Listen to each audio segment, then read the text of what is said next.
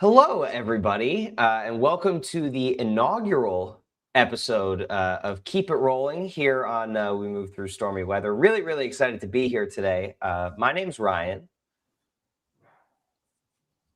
I'm We didn't Megan. say in order for introductions, but that's Megan. I'm Justin. And the three of us are really, really excited to be here today to kick off a fun little thing that we're doing, because I think you guys may know us from various other podcasts. And if you're watching or listening to this, you may know me from my previous history as a Phish podcaster. But there has been a recent break, if you will, Megan. Yeah, I think that's fair to say. We're on hiatus. HF Yes. Pod is on hiatus. Yeah, so, we were talking, Ryan, Justin, and I, and we can't let the Phish podcasting sphere go quiet. We have to stay current. We've got to make sure people know what's going on. And I have never done a Jam of the Year podcast before. And I am a fan of Ryan and Justin's Jam of the Year work that they used to do with Brian Brinkman, but no longer do with him because of Segway Gate, which we can get into another time if people want to know what that's about. But it has to do with segways being allowed or not. But I'm more flexible, and we had a conversation. I was so excited to do this and filled out my first bracket. And thanks, guys, for letting me jump on with you. This is awesome.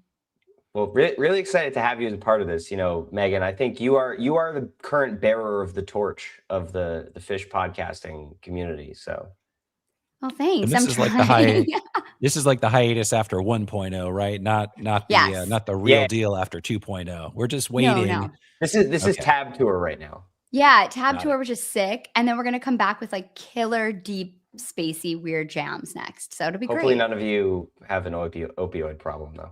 Yeah, well, we'll see, but hopefully not. Yeah, not quite. I think so RJ dark. is too busy coaching basketball. Brian's too busy like texting me jazz albums. So yeah, I think it's all good. There's a lot going on. There's definitely a lot going on. Well, we're here today, yes, as we mentioned, to talk about the Phish Jam of the Year 2025 bracket, which is currently just started over on Phish.net. So if you head over to the forum there, you can get involved. The first week of voting is currently underway.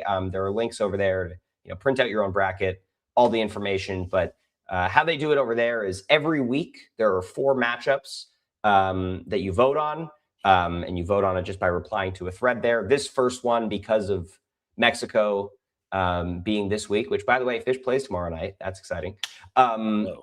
Yeah, I know, crazy. I've been prepping for this, and it kind of like hit me today. It's like, oh yeah, that's tomorrow. Like, I know, it seems like we just had MSG.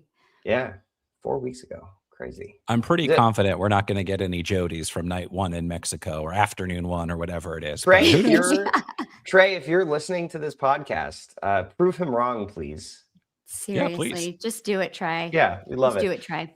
But anyway, because of Mexico and because it's hard for Phish fans to listen to 8 jams in 1 week while also digesting 4 new shows, the first week of voting is actually 2 weeks. And then beyond that, we will continue on through the end of the bracket, which is sometime in the end of May. But we are here today. We are going to talk about the first region of the bracket today, just the top left, which is the Bomb Pop region. And tomorrow, if you join us at 3:30 p.m. Eastern, we will be live and we'll be going through the rest of the bracket, just scheduling, as it were. And yeah, it's hard to schedule this stuff in. Yeah, I mean that's a big reason why HF Pod's on hiatus. To be honest, it's just hard. Right. And I think Justin may be the only one of the three of us who's known for brevity in podcasting and efficiency. Although not used to a live format as much as you two are. So we'll see. If I don't have a producer in my ear giving me rap cues when I'm like used to doing the weather at work, I could go on forever. So if I blather, just, give me like a hard rap or something. Okay, we'll jump in. Yeah. Well, before we get started, just some background on the bracket. Megan, I know you prepared some stats on this year's tournament. I did. Well, I just wanted to talk a little bit about 2025 in general, because I have something really exciting to report about 2025 Phish. Ooh. 2025 is the second highest number of over 20-minute jams of all time. Of all time. So behind there were 03 or 95? Nope, neither. 2021? Neither? Nope. 24. It is 1997. Yeah, that's 97? Oh. 97. 97. So 97 had 41 jams. And this year, 2025, last year, had 40 jams. And 6 of those jams went over the 30-minute mark. So it is a really great year to like monster jams. And I want to just compare that to the last 2 years, 24 and 23. There were 27 over 20-minute jams in 24 and 26 in 23. So we're getting close, like they were getting closer. But Right. yeah, it's wild. This was the most since 4.0, 3.0, 2.0, and the most, and then 1997 was the second most with 41. But in 2003, there were 36. And in 1999, there were 36. So those are the other closest years. But yeah, I was feel pretty like- surprised. I feel like 2024 skews itself in my mind because of the number of jams that were 40 minutes. Yeah, it's true. Like, there I were mean, so yeah, many. and this year we had the 6th longest jam of all time, the What's Going Through Your Mind from Pittsburgh, obviously. And we had 3 of the 10th longest jams of 4.0 happened this year. So the What's Going Through Your Mind from Pittsburgh, The Sand from the Man, and Down with Disease from Charleston. There were 47 shows played in 2025 and 213 unique songs. Anyone want to guess what the most played song was? Free? Nope. More like end of show song. Oh, more end of show? Well, I mean, are you counting how many times Twee Prize was played on July 27th? Yes, still counting that. Oh, okay. So Twee Prize. No, it's not Twee Prize though. It's, Really? Yeah, no, it's Oh. not. It's Harry Hood. Yeah, played 12 times this year. Yeah. Harry Hood. Yeah. And I just wanted to say that this year was such a great year. We were thinking about summer tour on HF Pod, and we decided it would make our top 25 tours of all time. We'd probably put it around like 19 to 21. We had some debate about that, but it's a pretty high mark that the summer was. And 24 was really great too, because so I think we're really in such a time of consistency for Phish right now. And I think that's kind of what we've settled on in HF Pod and our year-end wrap is that kind of consistency is the new evolution in Phish. The other thing I just wanted to point out that was kind of a takeaway from this year is that there's a really low average show gap. This was a pattern that was occasionally disrupted by random bust outs that were kind of like skewed the numbers, but in general, the shows had really low show gaps. So they're playing a lot of the same songs, a lot of the same time. And I think that also tends to happen in years that they play a lot of jamming. So, you know, maybe not as much complaining with that because it gives us really big jams. And of course, we have the biggest winner this year is Old Faithful Tweezer on the bracket, on the Jam of the Year bracket 6 times, if you count the reprise. But we have a new favorite, Trey's new favorite song, What's Going Through Your Mind, 4 times on the bracket this year. And there could have been a 5th too. I mean, this I think song we all is, ranked a 5th. Yeah, I did. Yeah. Yeah. Yeah. Yeah. The Seattle. Oh, yeah. one. Yeah. Yeah. I could have snuck one up at the very end. Yeah. I love that one. I'm surprised it's not on here, but how cool is it that a brand new song is making it this many times in the bracket? Like, it just shows to me that that song is, I think it's going to have legs as a huge jam vehicle for a long time. Also kind of cool that at least, you know, that book of lyrics that Tom sent Trey way back in the day, the Salamander Prince, like, you know, I believe comes from What's Going Through Your Mind. So like a long gestational period where maybe it was just on the shelf for a couple of decades, perhaps. And yeah, finally seeing the light of day and getting some jams in. Delivering. Yeah. God, I forgot about that, Justin. I'm so glad you said that. I totally forgot about that. That's incredible. I will have go. no other interesting facts or figures. The rest of this podcast. That's it. All right. That's it. That's Done. Great. factoid of the day. Well, it for was a good Justin. one. So, Thank you. congrats. Yeah. It was pretty good. All right. Before we dive into the bracket and our 8 matchups we're going to be covering today, 8 matchups that we're going to be covering today, I think we each have a snub or two from our rankings that didn't make the bracket. I had 13. No, I can't do math. I had 12 jams from my list of 64 that did not make the bracket this year, which feels like a lot. You know, a lot of them are from the bottom 12 to 15, which at that point, especially in a Phish bracket where there's so many really good jams, that can just be a matter of personal preference. And I recognize there are a few on here that are attendance bias that I wanted to put on. But the biggest one to me, I had the Forest Hills Ruby Waves ranked 20 overall, and it didn't make the cut to the 64. It was not anywhere in the bracket, which is crazy to me. Like usually it's something like, I understand the Seattle, what's going through your mind, happened earlier in the year, and 18 minutes, whatever, it's a great jam, and I thought it should have made it. But I don't know if I've ever had a jam ranked that high that didn't make it. But I really love this Ruby Waves. It's the star of the show with night 2 at Forest Hills, and kind of pretty multifaceted too. So I'm just surprised it didn't get more love, especially being played in a high profile place like New York. I absolutely love that jam. Was on my list too. It's like one long groove with synths underneath, and then Trey's got that super emotional soloing over the top. I was surprised too, but I do think that it seems to me maybe that people are trying to kind of spread the love out and put a little bit more from fall and a little bit more from MSG. Like I thought MSG was more heavily represented than I really think was fair. But the summer was so stacked with jams that maybe, I don't know if that's why. Do you think people think about that when they're voting on these, when they're seeding these? I will say that as far as like me compiling my list of favorite jams, if I'm not careful, I do tend to weigh a little more heavily some of the stuff earlier in the year, just because kind of happens. It doesn't have as much competition to rise to the top. Yeah. And then if you're not careful, it can kind of stay there. I had, and Megan, not to skip you, we'll circle back, but I had 4 jams that the way I score things would be like top 15 to top 25 jams of the year. Didn't make the bracket at all. The Mexico, Everything's Right.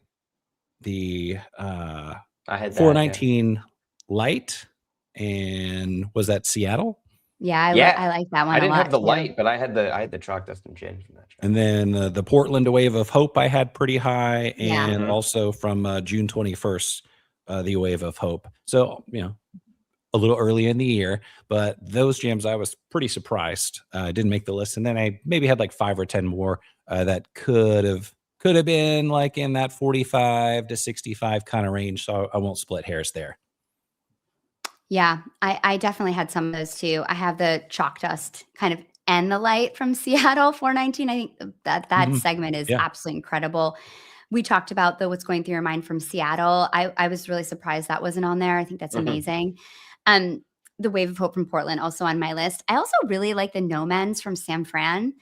I thought that was a great jam. Justin's big on that jam. Really? Yeah. It could have been on the list. Should have been on the list.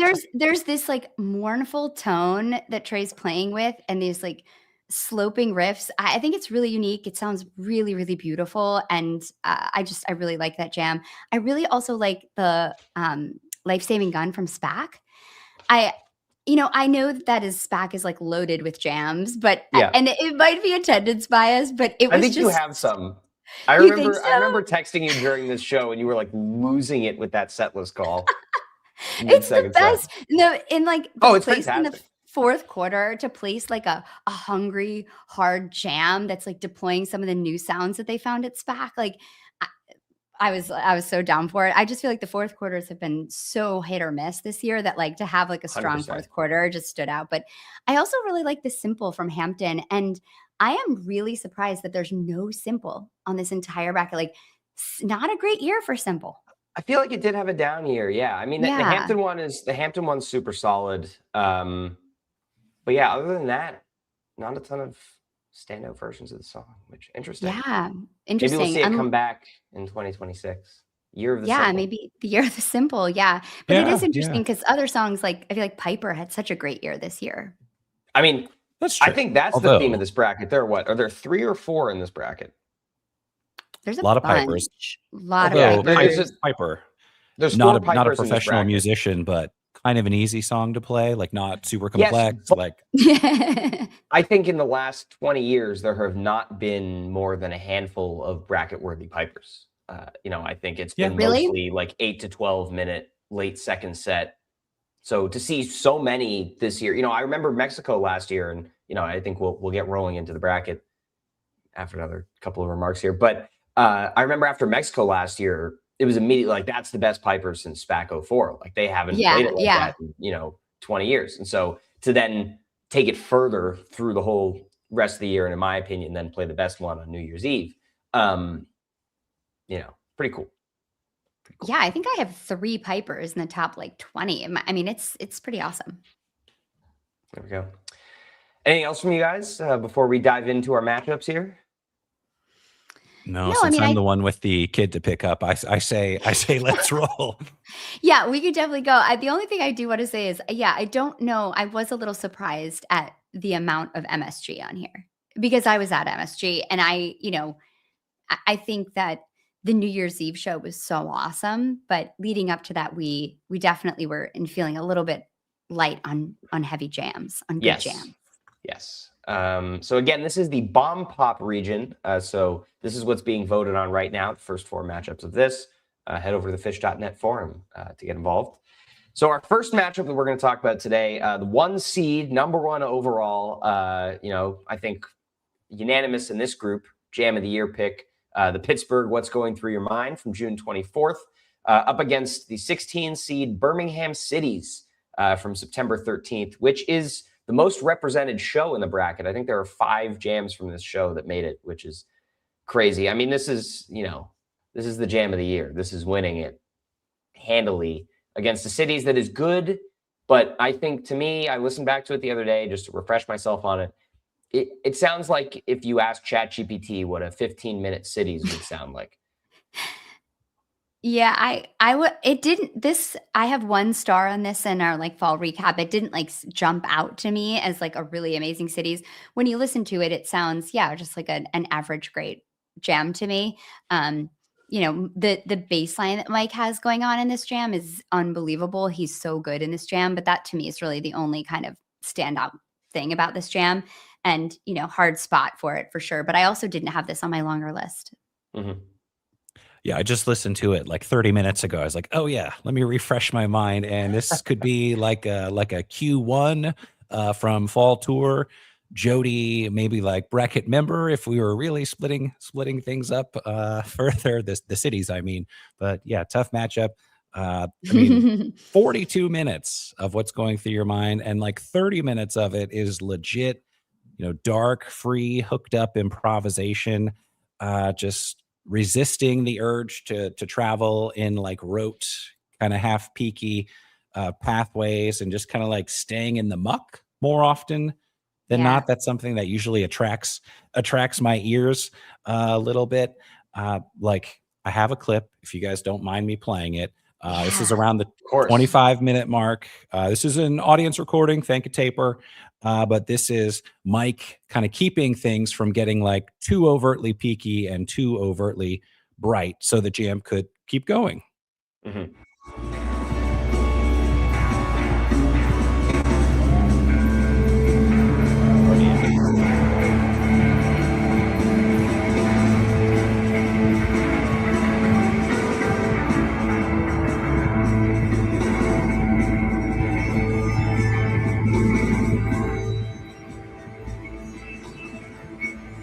I think that's the point in the jam where it sounds for a while. Oh, sorry. I thought it was fading.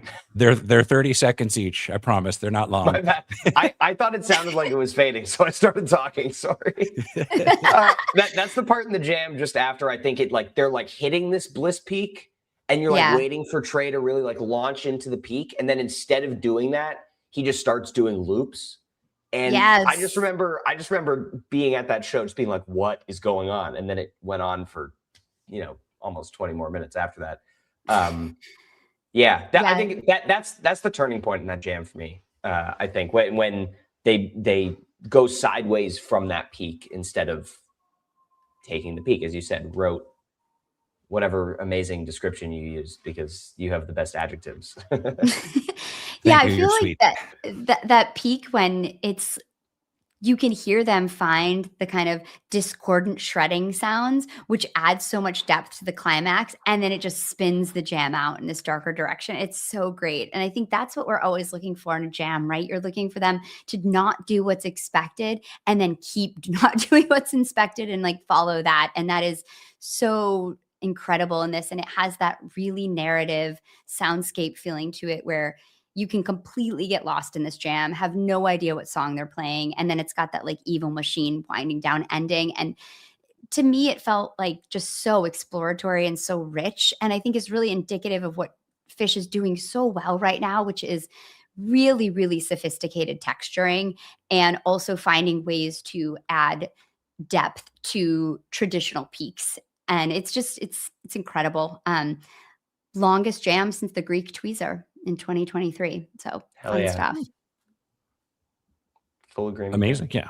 Agreed. I think we're all in agreement here. If you do not like kind of in the weeds effects based, like we're going to zag instead of zig type Phish, I would understand if you're like, nah, it's not my thing. There's not like a memorable melody that I'm humming the next day. Like I Yeah. get it. But if you're into them, stepping off the ledge and getting weird, they did it for a half hour. Did Yeah, they ever? absolutely. It's definitely not melodic, which is kind of interesting because I feel like there's a lot of really great melodic jams this year, but that one is not it, and I'm here for it. Yeah. All right, our next matchup, second matchup here, the 8 seed SPAC Piper from July 25th up against the 9 seed Columbus Wave of Hope from July 9th. This is kind of a less exciting. I mean, not that the first matchup was exciting in terms of jams against each other, but I didn't rank the Piper, and I had the Wave of Hope at 41 overall. So not a super exciting matchup for me. I know. So this Piper is like incredible. It's like God mode Trey and insane, but it's what, like 12, 13 minutes long? Yeah, 12 minutes. 12 minutes long. And so like I would understand if this was like it made it onto the bracket as like a 14 seed, it was SPAC, part of an incredible set. 8 feels a little generous. I like this Wave of Hope. I think it does more. As being ranked 41, it's not, an insane groundbreaking jam, but I think that it also has its own little God mode Trey section towards the end when he plays the best David Bowie peak that Phish has played in like 20 years. So, points for that. But this is a powerhouse jam here. Both of these are really, but I go Wave of Hope here because I think it has more going on.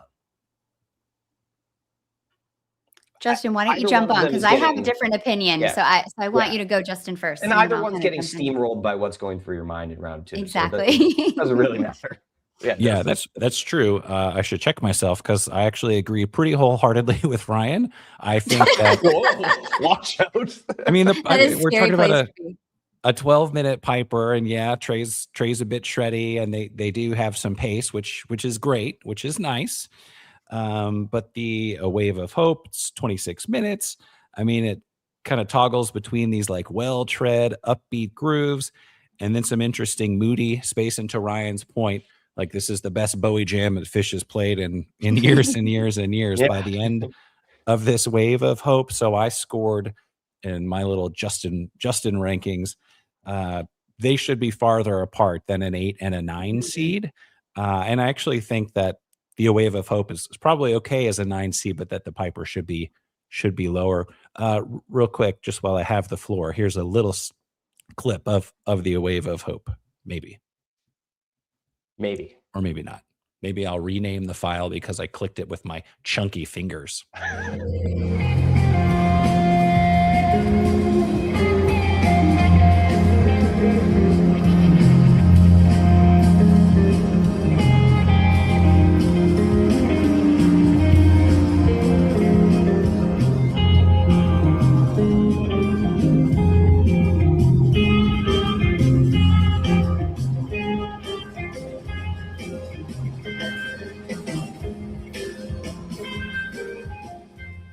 So it's kind of interesting sonic space, and you can feel them gathering some momentum toward the tail end there.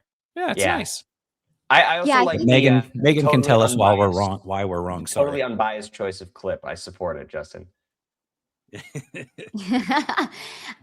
This jam is great. I think that the echoing between Trey and Mike during that section at like 18, 19, 20 minutes, they're playing these descending riffs. That's really, really cool. And Trey is actually sliding down them during the peak, which is just so interesting and different. I think it's a really, really great jam. It's the kind of jam where you can just kind of grab onto Trey's back and just like ride him through the peaks and valleys. Absolutely, his playing is so clear and so beautiful. It's probably, I think it's a better jam. But what I think is really interesting about the Piper, besides the fact that I was there, is also that it has some of the new sounds they found in SPAC that they hadn't played all year. And that's the chanting robot effects. Those were new in SPAC. And the fact that they pulled out new sounds at the end of their kind of the fake end, but the end of their summer tour, to me was something that I really want to applaud and just appreciate, that they play this kind of scenery chewing, like really growly, relentless jam with new sounds and effects. And I just think it really highlights something that else that happened all through the year, was just this really grounding drive from Mike and Fishman. And it was something that actually really started kind of coming through, I felt like, in a lot in Forest Hills and SPAC. And then they really developed it during the fall part of the tour, where it was just really like they would stay so tethered and so propulsive in jams. And it really just gave everything such a deep grounding and like a depth to it. So that's why I really like this Piper. But I have it winning, but it's probably wrong. But it's okay. It's my bracket. I get to do it my way. It's true. It's true. I'll keep that in mind for the effects of the year bracket. Is that I haven't gotten that yet. Is that coming out? It's not. That would totally I know win. this Piper has a lot of support, and I think it's obvious which one person on this podcast was at SPAC and which two were not. Listen, did you you don't not have to make be that show, exact to Ryan? appreciate it was great. Like, let's No, as you guys both know, I could have been there and I should have been there, but I wasn't. Anyway, okay. moving on from the biggest regret of my life, and I'm 25, just for the record. You'll have It is the more, biggest- trust me. Yeah, I will have more, but There's currently a that whole might be the biggest regret of my life. Wow. Anyway, Good life. Our third matchup of today, talk about lopsided here. 5 seed Tweezer from Manchester on 6/22. This is the first Tweezer, the 20-minute one. The third segment comes up later. Hashtag segment gate. Against the 12 seed Wolfman's brother from Mexico, January 31st.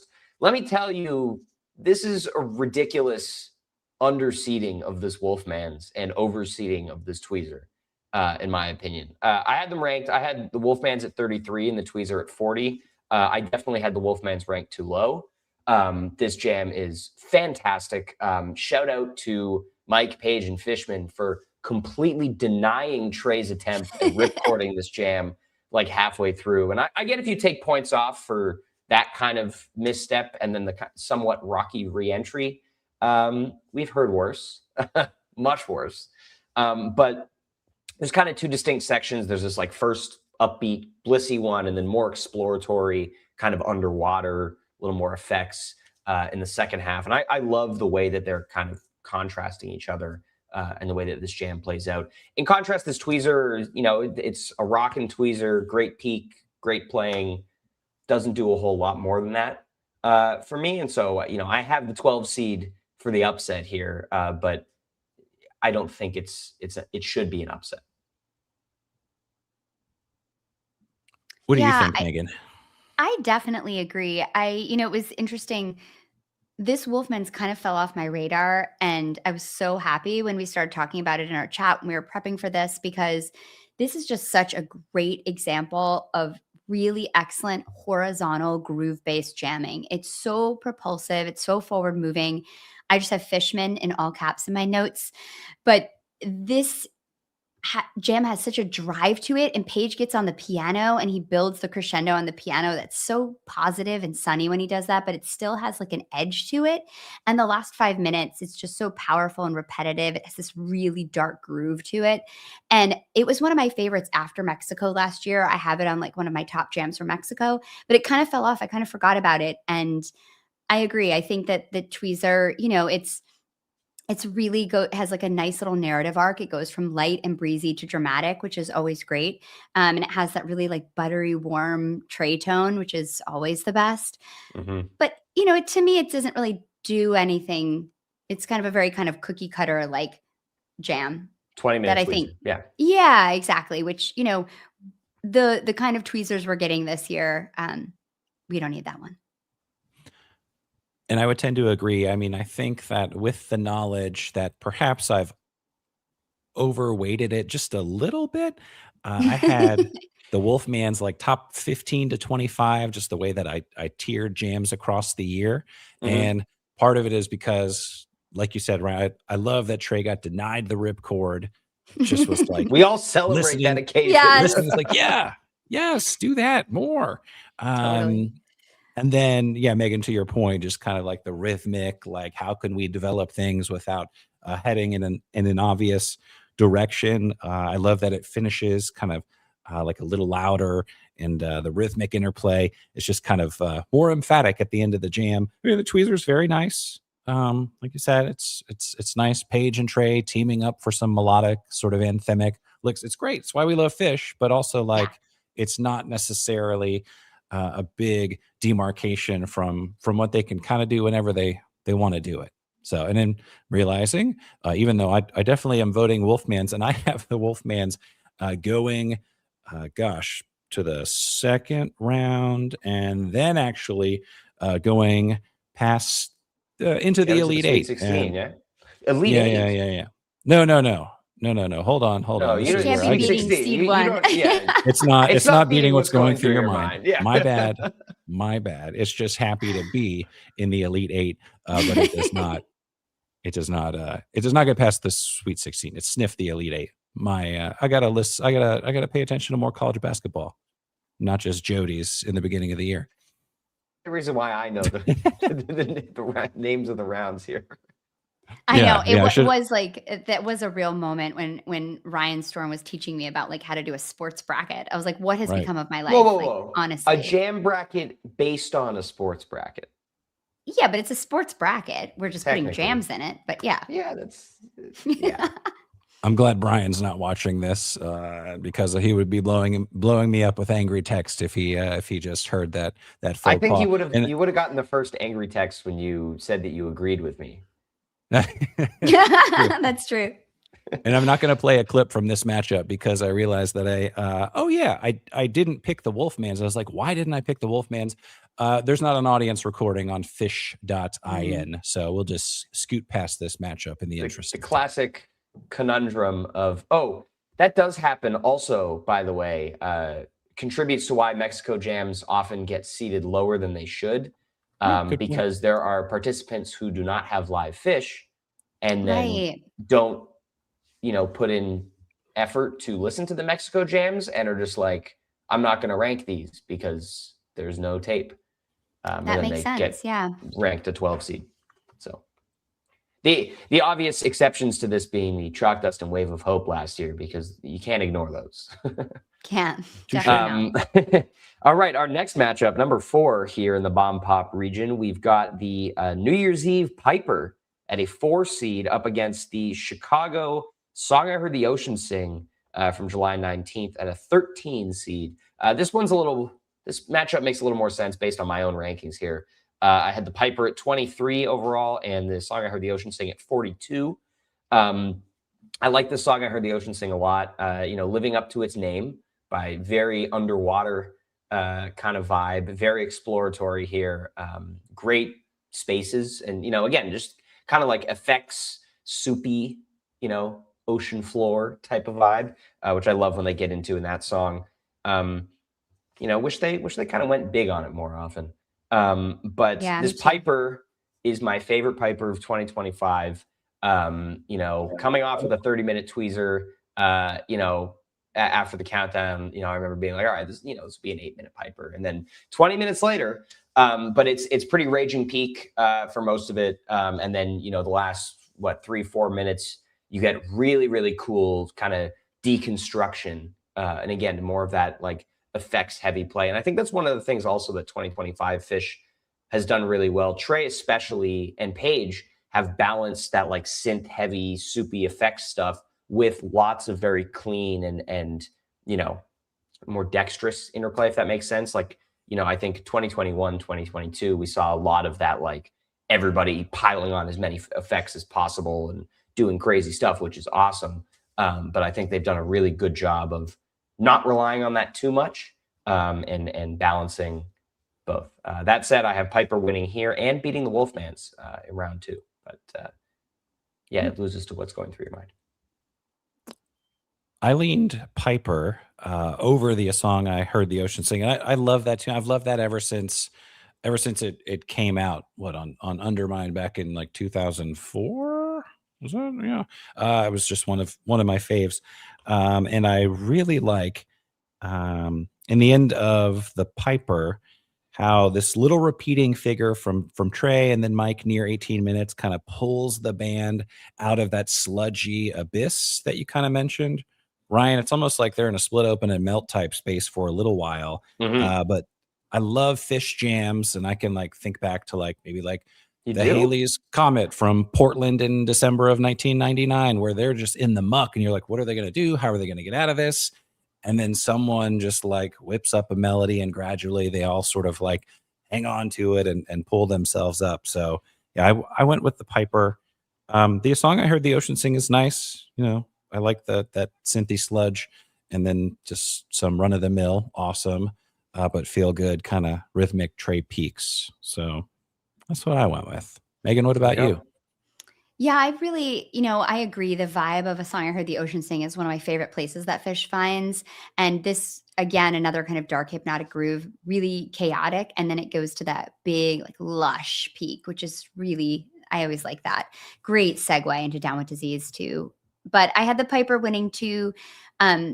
This Piper just absolutely smokes. I just listened to it again yesterday. It's so full of energy, and it really, really reminds me of a Cross-Eyed and Painless jam, just that kind of just driving feeling of like, let's go.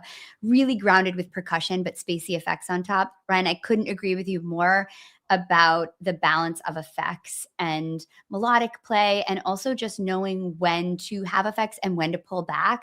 And they're becoming so sophisticated with that. And I think that's really been great to see over the last 2 years, to see them kind of like learn to pull back and know when. I remember when you think about 21 and you think about Trey playing so many effects and playing the dark pedals, and it's just really nice to hear him playing so cleanly now and a lot more melodically, which I think started to happen more and more after last summer, after 2024, that summer. But yeah, I think this Piper is really exciting. If you haven't played it lately, it's great. And I think, thank God for this set. Like, I was just like, what's going to happen with MSG? And then they came out and played this like huge gag that was so awesome. And then to just have everybody leave and just start jamming Tweezer and then jam Piper. I was like, yes, Phish, like you're saving the run. It was great. Yeah. Good stuff. And it's also funny is now anytime anyone listens to that 30-minute Tweezer, you have to listen to people sing the lyrics in different languages. And it's ridiculous. I know. It's a little bit like Meat Stick vibes, but it's fine. It's good. Yeah. And the Meat Stick teas.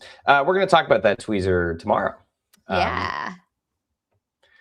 All right. Well, next matchup, we're heading into the bottom half of the Bomb Pop region. We've got the 420 Portland Sigma Oasis at a 6 seed up against the 917 Alpharetta Sand at an 11 seed.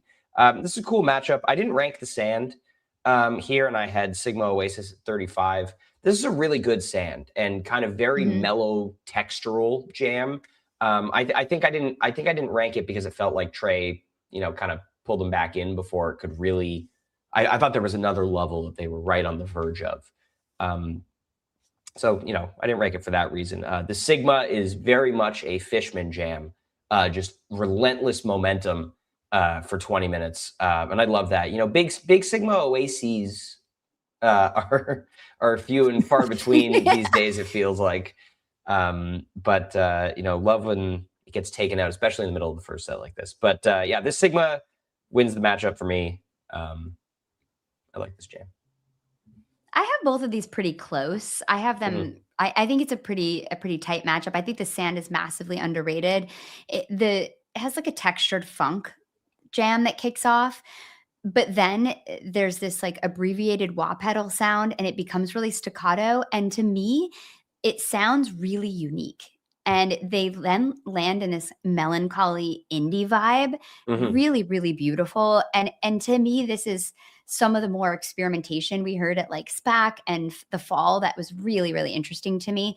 And so I I ended up giving it to the Sigma, but it was really close to me for me. But the Sigma has just the way that Trey soars at the end over the top, and Mike is just laying it down so sick underneath it. And the peak is absolutely tremendous, and the crowd is going nuts. And it's fun. It's a really forward moving, fun jam. Mike's amazing. And I had to give it to the Sigma, but it was tough.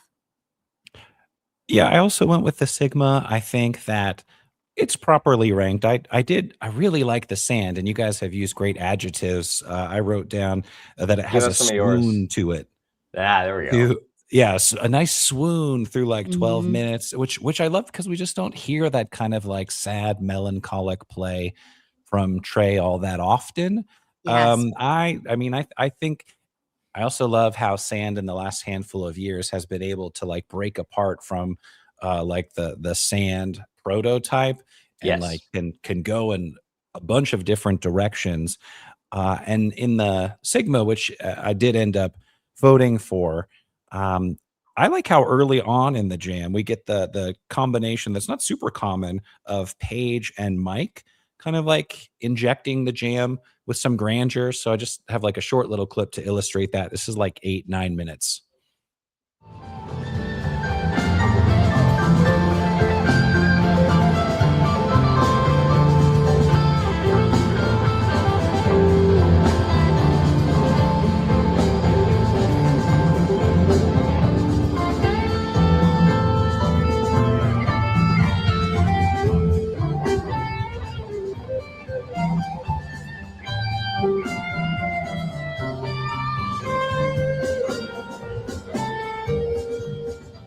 I'm a sucker for whenever Mike just is feeling it and like playing melodically and just kind of like not afraid to be like, hey, here's what I have to say. I want to be 25% of Fish too right now. Same. Yes, Mike. Yeah. Turn Mike up. People for a louder mic. Come back. Always. Yeah. No, I agree there. All right. Our next matchup here at a 3 seed, the 7-18 Chicago. What's going through your mind? Up against the 14 seed 2-1 Mexico Cross-Eyed. I had the what's going through your mind at 15 overall, and so slightly overseeded by my rankings, but I'm very okay with where it ended up. And the Cross-Eyed at 61. I mean, this what's going through your mind is just phenomenal. There's that shift that happens at like 17, 18 minutes or so when they just like kick into peak mode. And then from there, it's just ridiculous for the last, 10, 11 minutes, back half of this jam. Not that the front half is a sludge, but the real magic happens on the back half and kind of starting with that pivot. I love this jam. I have it making winning the first 2 rounds here. But yeah, I'll let you guys go into more detail there. But Yeah, I have it going into the second round, the what's going through your mind. I think that the Mexico Cross-Eyed is ranked way, way, way too low, actually. I have these scored pretty similarly. Like they whoa, would be like Really? top 30. Yeah, and again, maybe I'm just enamored with early year Fish, and I'm like I need to circle back. But I love that in the Cross-Eyed, like the demented upbeat tones, and then we get into some guitar hero sizzle. But I think it's just like unique enough that it really grabbed my attention. Um, but that what's going through your mind at the end is like, oh, this sounds like Zeppelin. This sounds like Moby Dick. Is it Moby Dick? And then it's like, no, it's like practically Isabella. So they get into that like bluesy yeah, space, which we've Yeah. heard and is incredibly fun in the moment and is great. And I'm voting for this jam. But I just kind of like how grooving and exploratory I think this what's going through your mind was maybe a little earlier in the jam too. Yeah, I was looking at these notes, and this was the longest show gap for what's going through your mind. They hadn't played it in 7 shows, which for Trey was like a gasp. big deal because Trey loves this song. But yeah, I think this peak is so emotional, and I really love the Hendrix style playing in here, and I love how it gets gnarly and dark. It has that scenery chewing, stomping, just big monster energy, and a really quick segue into Cross-Eyed. And which is funny because then we're talking about it's up against a cross-eyed. But Yeah. this cross-eyed got a little lost for me throughout the year. I did have it ranked from my Mexico. It was one of my favorites, but it's really interesting right away, and it has that kind of layered texture and depth, and it has this kind of dystopian noise jam right away. And then they've got this really, really deep bass line, which leads them into that demented Funky Town tease, which is really cool. And then that kind of breaks down, which was really fun.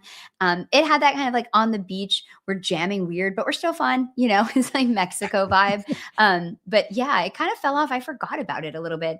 But I have the What's Going Through Your Mind here too. And I have that Beating the Sigma, which was great. I was like, what if it could be a What's Going Through Your Mind against a What's Going Through Your Mind in the last 8, but it didn't happen. But And then, I thought that would have been fun. there's a Buzzsaw 2 seed in this region too. Yeah, exactly. All right. Our second to last matchup here today, the 7 seed 1229 Wave of Hope up against the 10 seed 627 Austin Fuego. Now, let me tell you about lopsided in the other direction. I had this Wave of Hope ranked 52 overall, and I had this Fuego at 21. I love huge, long tray peaks as much as the next person. But I feel like this Fuego, as part of this giant 1-2 punch with the Golden Age that happened on that second set in Austin, I think there's just so much more interesting play from all 4 of them happening in this jam. And the fact that it's a 10 seed is a little bit crazy to me. But I know that people are pretty gaga over this Wave of Hope, which, I mean, I was in the room while it happened. It was pretty awesome. But I think in the grand scheme of Jam of the Year, this is a similar effect to the SPAC Piper, where it's like ginormous peak that goes on for a while, sustains a lot of energy. And so people kind of latch on to that, which, people love that shit. I also love that shit. But I love exploratory jams more. And that's why I have this Fuego rank so high.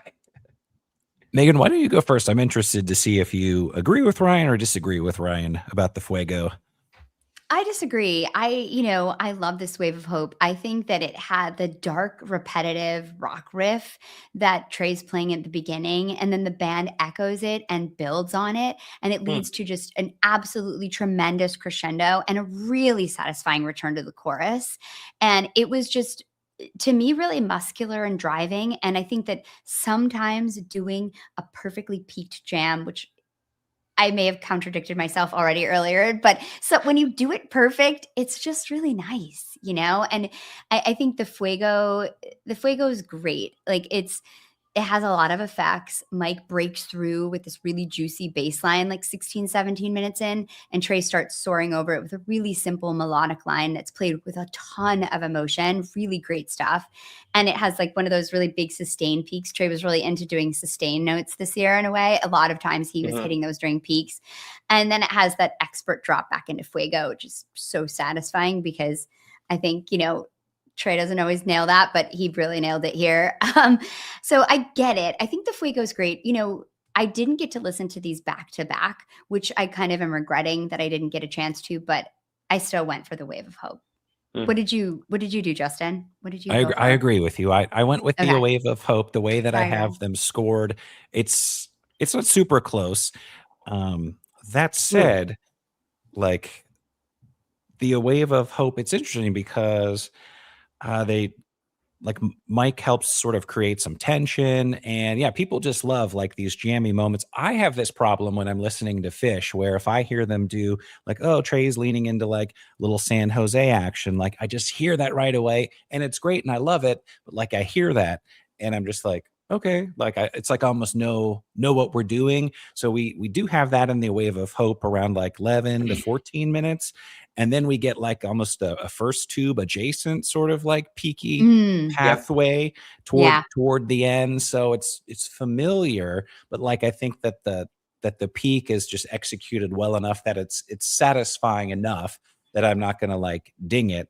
Whereas with the Fuego, anytime Fuego is on a Jody list, that's great, but I know that like the first 10, 11, 12 minutes are them just like playing Fuego, and then it takes them a few minutes to sort of like So true. finally get away. fair. Like I don't think I've ever written jam chart notes about Fuego where anything like happened before the 11-minute mark. And I'm not saying that as a bad thing, but No, like it takes them a minute. it's just, it takes a while. The recipe takes time. But I do think that it is an example of some of that horizontal jamming where it almost feels post peak, kind of right after that 11-12 minute Mm. mark, where they're just like, what are you going to do? What am I going to do? That can sometimes be incredibly rewarding.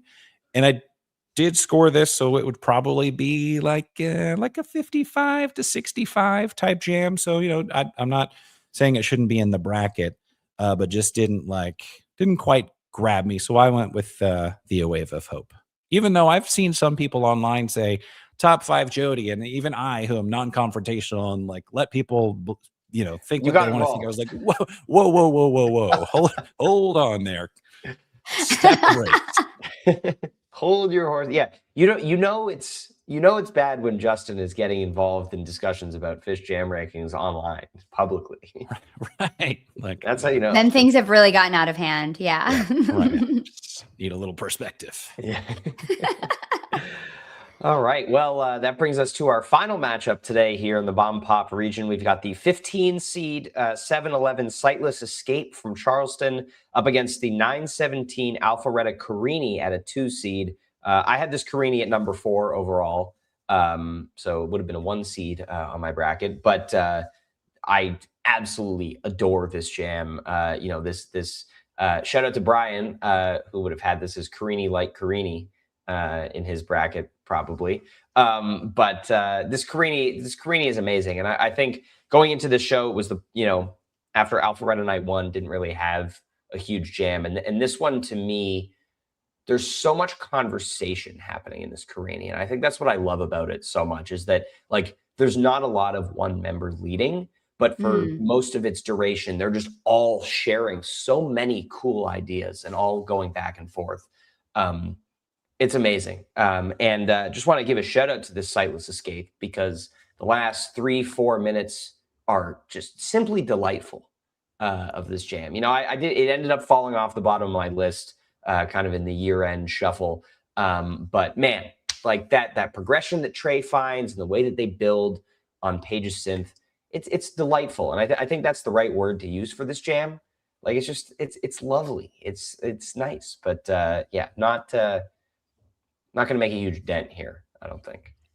Yeah. Megan, before you talk about this Carini, which without even seeing your bracket, I know you have winning, just let me play a 30-second clip. And this is toward the tail end of the jam with Trey and Mike have like this syncopated collaboration that I just really, really jumped out to me. I thought it was pretty neat.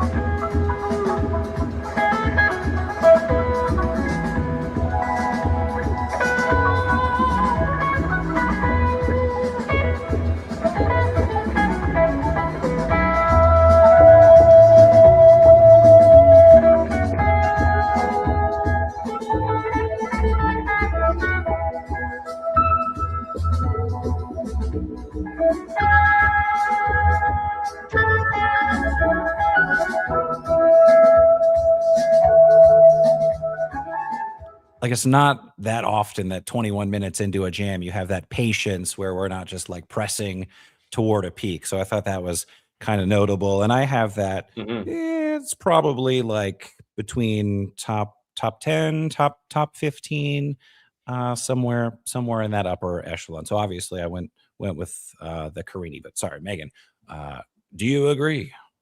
I do agree. Yeah, I love this Carini. It's so melodic and delicate. And I think the way that Fishman is playing in this jam, it's so dynamic. And he keeps this deep, resonant, rolling kind of rhythm to the jam that is just keeps the jam moving along in a way that's really special. And he starts building tension at like 18 minutes in, and the band responds by slowly building. And then there's these wailing synths that come under Trey as he builds these just gorgeous peaks. Like it's really interesting, really pretty. I have this going pretty far. I have this going to to the Elite Eight, I believe, as they say. Yes. And I really love it. The Sightless Escape didn't really hit me much when it happened. I think it's exciting because it's the fourth time played. It goes to the fourth song, doesn't come out that much.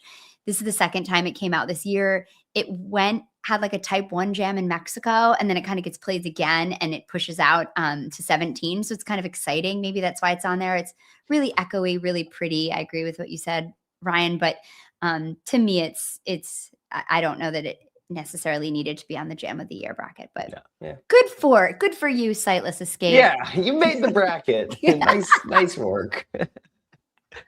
Yeah, I mean, I'm with you there. And yeah, my bracket for this region looks like the chorus of what's going through your mind a little bit. If I can, wait. Exactly. Okay, it's not working, but it's mine. Yeah, so does mine. It's just like the little staircase down. I know. I just also love that there's this new song that's just monster jam vehicle. Like, yes, love that. Well, we did it, guys. We got through a region. This is it. This is the bomb pop region in 55 minutes. 55 minutes time, less than that, really. So I'm excited to go through the rest of the 3 remaining tomorrow. And I feel like when you're in the top left region, obviously your 1 seed overall is going to hopefully like march on through without any issues. But we'll see how contentious things get in the other regions tomorrow. Yes, I'm very excited. Thank you everybody for joining us this afternoon. It's been a pleasure to start talking through the Phish Jam of the Year bracket here. And yes, as we have mentioned, we'll be back tomorrow at 1:30 p.m. Mountain, 3:30 p.m. Eastern. Sorry, I'm in the Mountain time zone right now, so usually it's easier to just say what the time is where I'm going to be. 3:30 p.m. Eastern tomorrow as we go through the other 3 regions of the bracket. It might be 3 hours long. We're going to try to not make it 3 hours long, but we got a lot to talk about. You don't tell people that it's going to be a super long podcast, Ryan. You just tell them, like, join us. Again, at this point, Megan, I feel like most of the people watching this have watched any of us podcast before. So that's true. That's true. We like to talk about jams. Little known fact. Well, thank you everybody for joining us for the inaugural episode of Keep It Rolling. We're very excited to see you again here tomorrow to talk about more of our favorite jams of last year. Enjoy the rest of your day. We'll see you then. Thanks, everyone. Thanks. Bye-bye.